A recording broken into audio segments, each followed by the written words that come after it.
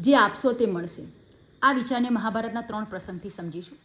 1. ભગવાન શ્રી કૃષ્ણને જ્યારે આંગળી પર વાગે છે ત્યારે દ્રૌપદી તેમના સાડીનો છેડો ફાડીને બાંધે છે અને ચીરહરણ વખતે ભગવાન તેમને લાજ રાખે છે.